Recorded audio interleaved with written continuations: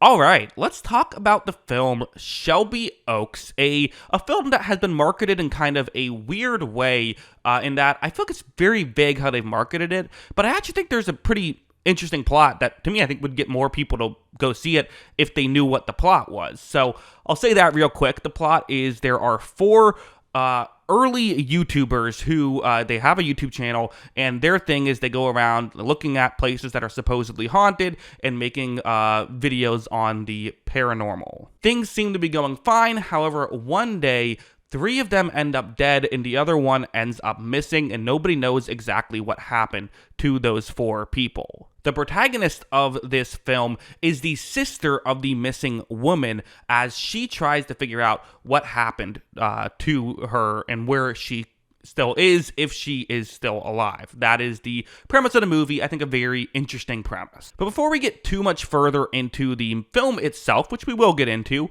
let's talk about Chris Stuckmann, because he's a very unique figure in his own right. Like I said, OG YouTuber from back in the day. He is someone who I personally definitely watched a decent chunk of when I was, in my late teens, early 20s. There was only so many movie reviewers out there, and for someone like Chris Stuckmann, what set him apart from all the other YouTubers, or at least a lot of the other YouTubers in my opinion, was it felt like he took it a lot more seriously than a lot of the other people who would call themselves film reviewers. A lot of the YouTube channel is very personality based, right? Which there's nothing wrong with it. Hey, that can be interesting too, hearing someone you like just talk about a movie kind of in vague terms. But hearing someone like Stuckmann who could, again, he wasn't lighting the world on fire. He wasn't, doing anything that I think you would see in like print media in terms of like film analysis.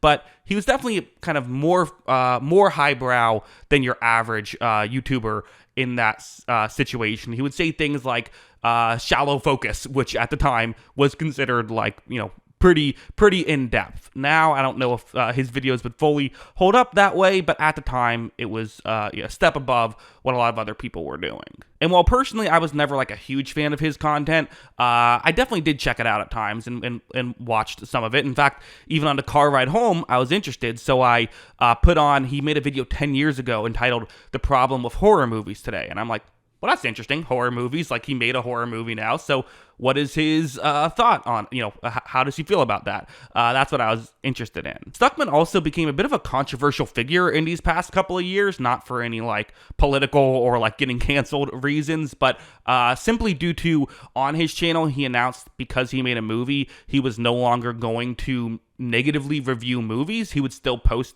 movie reviews, but only positive reviews, which, got some criticism. His logic was hey, he wants to make movies. If you criticize someone's movie and then you want that person to help, be a producer on your next movie, or you criticize an actor and then you need that actor to be in one of your movies, like they might say no, and it's not good to burn bridges there. So that was part of his logic, and he's been very open about that being a big part of his logic. Also, he stated that he knows how difficult it is to make a movie and maybe just doesn't have the joy in bashing a film the way he once did, which I do think is fair. Like, the reality is, I think the average person doesn't realize just how difficult it is to make a movie. It's something that people think kind of anyone can do, when that's far from true. I mean, it's a very difficult thing to tell a story for 90 or more minutes that someone is interested in the whole time. That being said, I think that a movie review that is only positive just isn't something I'm particularly interested in. And again, to be clear, it's not that he would lie and just only say positive things about a movie. He just would only review a movie if he only had positive things to say about it, basically. So, for me, I am not that person. I will criticize a movie if I feel fit, and I will compliment the movie if I feel fit. So, for Shelby Oaks, which one does this fall into? Well, I already described the plot, but I didn't get too into the structure and how this movie is shown, which I don't think this is too much of a spoiler. It's something that I would like to know going in if I were to have watched it. It's only just, the first 15 minutes or so are told in essentially a found footage type way. Almost, I believe it's supposed to be a documentary, although to be honest, it feels very much like a YouTube documentary, which I was kind of into, to be honest, but that's certainly what it felt like. And in fact, I thought that was maybe the most effective part of the film, was the almost mockumentary style, but with horror, which I found to be pretty interesting.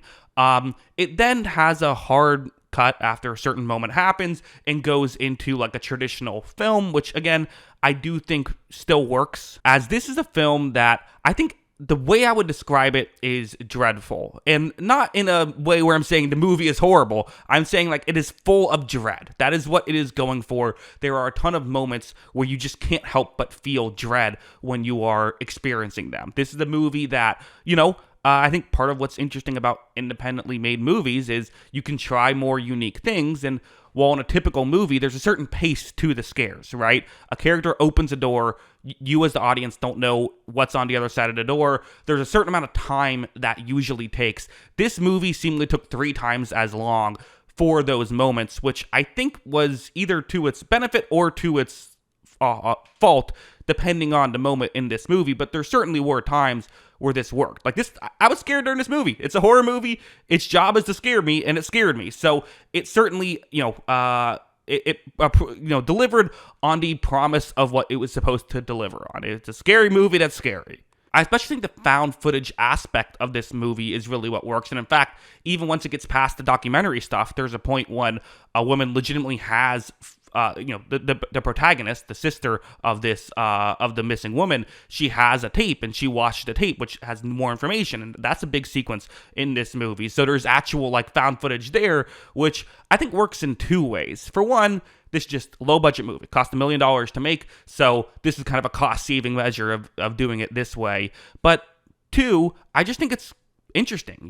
Chris Stuckmann, he talked about on his YouTube channel, one of his favorite movies is Signs, and Signs has a very famous like found footage moment in that movie, despite not being a found footage movie. And I think Stuckmann was very inspired by that and used that a lot in this film. The movie, mostly, a lot of what it is showing dark scenes, and then you sort of maybe see something creep in the background. And a couple times I'm like, is that something in the background or is it not? And I think that Stuckmann really plays with that and has fun with that. That is the joy of this movie. And in fact, joy is maybe the wrong word. That is the dread of this movie. And in fact, there were a couple times when it was actually a pretty surprisingly packed theater, which I wasn't expecting for like a 1 o'clock showing on a Friday. But it was a relatively packed theater.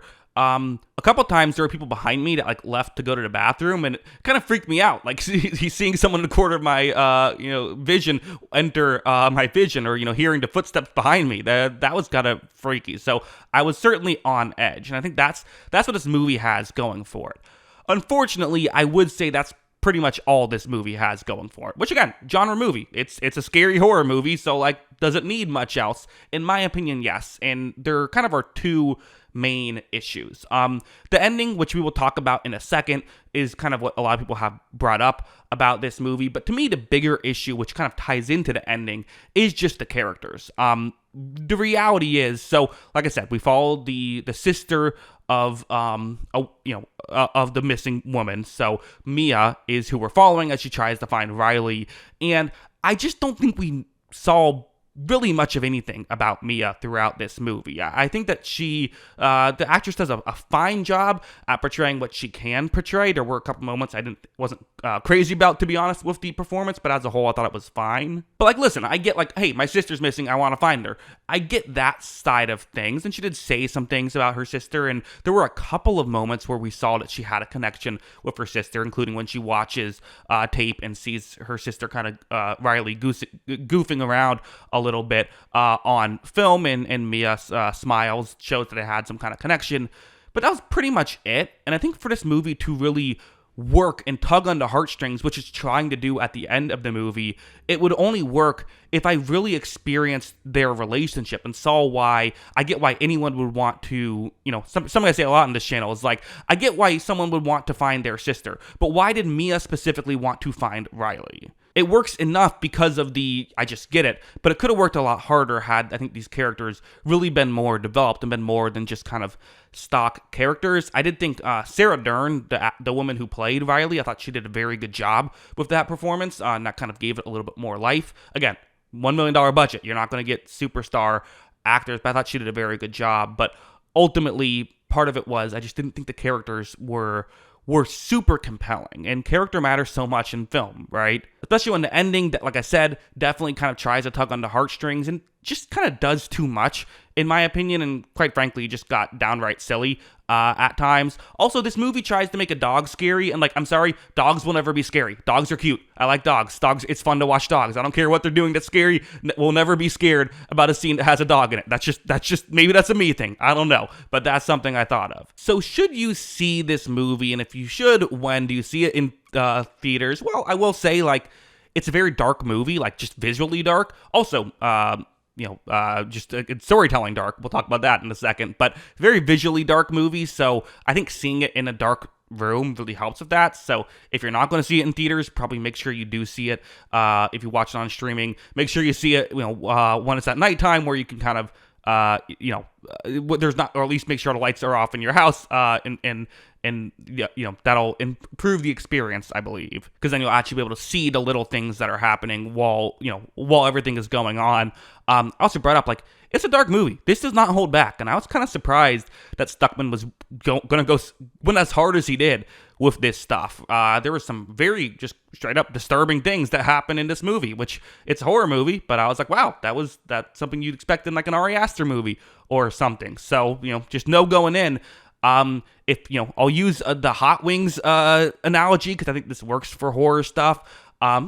If you're someone like me, when it comes to actual hot wings, I like, medium usually is what I tend to go for. This is certainly at least going for the top shelf spicy type of horror stuff. I mean, like I said, there are moments when, there is a scary thing happening and it's making you sit there for over a minute for this. And it's not a long movie, but it's really keeping you in that. This does not let you breathe for a certain part. And the only time it really stops getting scary, in my opinion, is at the ending, when it kind of just falls apart. But ultimately, like, I think this was an effective enough movie. Like, again, I think it's going to be controversial, because really the only thing that works about this movie is the genre aspect of it. It's similar to a comedy, that the story part doesn't work, but the humor is still there, so you still like it. But ultimately, you can't call it like a classic or anything. I see this one in a similar way. And just like humor is subjective, well, what scares you is subjective. So if you don't find this sense of dread in these moments that I found, well, you're probably just going to be bored and find this movie bad and give it a very low rating. I enjoyed the horror aspect of it, so I'm going to give this one a 6 out of 10. I think that it was an effective enough movie. Should you watch it? I think you'd have a perfectly fine time watching it in theaters. I don't think you need to. If you're looking for something for Halloween to watch or around Halloween, and you want to see something in theaters, it would totally scratch that itch, I think. Ultimately, I do not think this is the movie people will be watching on Halloween 10 years from now. However, I could see this being something that 10 years from now, we look back at Chris Stuckmann's career and say, hey, like, that first movie didn't fully work, but, you saw the signs there. You saw what he kind of was able to eventually figure out with his future movies. Ultimately, it's his first feature, and you can't expect things to be perfect, but I think it's a lot better than many first features that do happen. And again, a big part of that is just, having the crew around you as well. He is not working by himself. He has plenty of people that worked with him, and they all deserve credit as well. Movie is a collaborative process. It was also kind of interesting because Mike Flanagan is executive producer on this. I believe he came attached to it late in the process, after I think it had already been filmed. Maybe before the reshoots, maybe not. I forget exactly, but it was after at least the original process had been filmed. I told you I watched a Stuckmann talk about 10 years ago he made a video entitled "The Problem with Horror Movies Today," and I watched that on the car ride home. I think I told you that. I forget.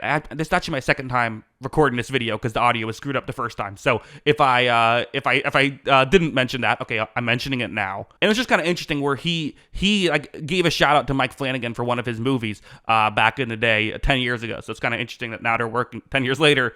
Flanagan's working with Stuckmann, so that's cool. Like, that's a cool thing that happens. I think I'm not going to be. I feel like there's sometimes when someone has success like this, there's a bit of a crabs in the bucket feel of people trying to pull someone down. But hey, I think this was, to be honest, better than I was expecting going into it. Still not perfect, still not great, but I'll be certainly interested in seeing what Stuckmann does next time. I think that the two biggest things would be character, and I think getting the plot down as well. Maybe people speculated, maybe just bring on a writer. This is apparently also written by Sam Liz, who, according to IMDb, is Chris Stuckmann's wife. So, maybe bringing on a kind of a veteran screenwriter just to help out with the script. You can, if you want to be a writer, if Stuckmann wants to be a writer, he can still write a script, maybe write a first draft, and have someone else kind of take a pass and make iron out the kinks, so to speak. I think that could potentially work. But yeah, those are my thoughts. And again, for a movie that cost $1 million, I believe there was an extra $1 million brought on for reshoots, and it was eventually acquired for $15 million. And we'll see how it does at the box office. But if that happens, if you make a movie for $1 million, someone else gives you another $1 million, and then someone else gives you $15 million to acquire it, well, you did something right. So, yeah, and again, totally fine movie. Not one you have to rush out and see, but one I'm mostly happy. I would say I'm happy I watched the movie, but probably will never watch it again. Those are my thoughts. What are yours? Let me know in the comments below. Always love hearing from you. And of course, as always, thanks for watching.